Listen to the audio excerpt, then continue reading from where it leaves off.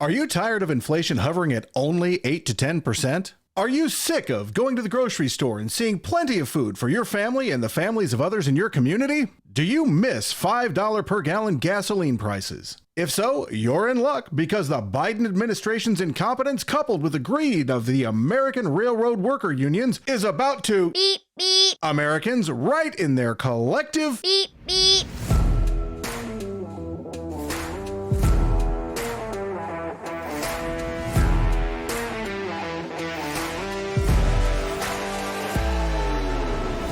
This is JP with Political Pop Culture, and this is my take.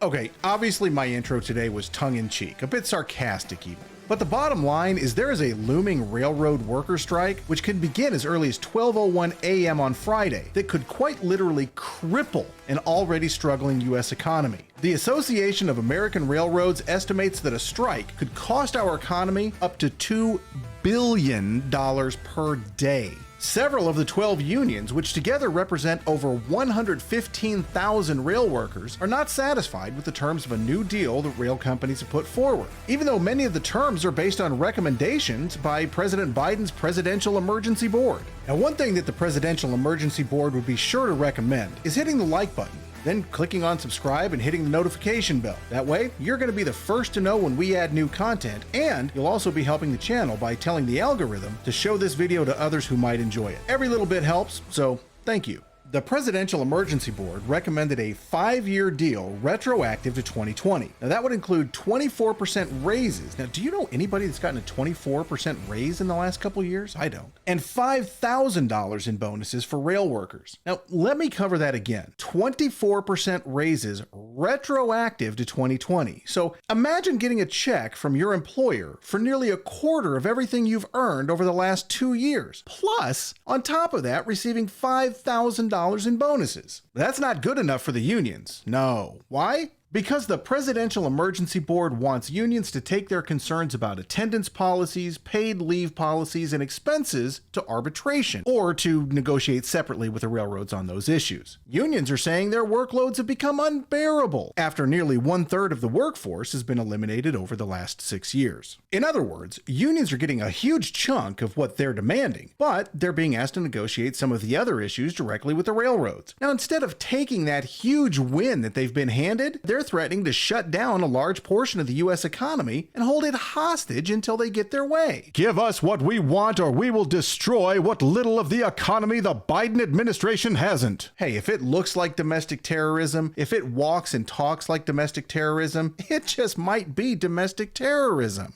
The U.S. Chamber of Commerce has said that the strike would be an economic disaster and that Congress should impose the terms put forth in a Presidential Emergency Board. Independent railroad analyst Anthony Hatch has said that unions are trying to take advantage of the current environment with Democrats in control of the White House and Congress and a tight job market. But ultimately, he doesn't think a strike will happen. It makes sense for them to hold on until the last minute and try to get the best deal they can. For the railroads, it makes perfect sense for them to say a disruption would be cataclysmic, Hatch said. If a strike were to happen, Hatch does say that it would likely last not weeks, not days, not hours, but minutes, because Congress would be compelled to intervene. Look, I want to make this short and sweet. No group, no union should have the power to hold the U.S. economy hostage. The very threat of doing so is not only unpatriotic, it is treasonous, if not in law, at least in morality. Railroad workers are getting raises that most Americans can only dream about, and bonuses that few are fortunate enough to receive. But that's not good enough. No, if we don't get our way, we'll shut down the rails and devastate U.S. farmers who will be unable to get their crops to market. You know, it's not just farmers and their crops, but shipping containers are moved all throughout the country by rail. We move oil by rail in this country. We haven't been building pipelines under the Biden administration. By the way, check out my video on why that is and what railroad-owning Democratic donor is benefiting from that, by the way. So moving oil by rail or truck, those are really our only options. The trucking industry is incapable of picking up the slack, not because they don't have the talent, but because they don't have the talent. What I mean by that is they're facing a truck driver shortage of 80,000 or more. The infrastructure to combat this potential strike simply does not exist, and the crime bosses in the unions know it. These unions should be dissolved, or at the very least, they should be stripped of their power. While they can't force you to be a union member, in many areas you are still compelled to pay union fees regardless of your membership status. In other words, you're paying for them to play. Look, I believe in the free market, and I believe in the right to work. I also believe that at this point in history, unions by and large cause more harm than good. Unions had their place in time, but that place and time are in the past. At this point, if workers aren't happy with the compensation that their employer offers, they can request a raise. They can work to increase their value to their employer so they'll be more likely to be promoted. Or they're free to seek employment elsewhere. If enough workers leave over low pay, employers are forced to raise their wages to be competitive. Well, that or they go out of business. But allowing a collective group to strike, causing a nationwide rail shutdown that hurts people all over the country, is ludicrous. If you don't come to work, you should be fired. Taking that right away from employers may benefit the few, but in this case, it has the potential to harm the many. And like Spock said in Star Trek II: The Wrath of Khan, logic clearly dictates that the needs of the many outweigh the needs of the few. In this case, I have to agree.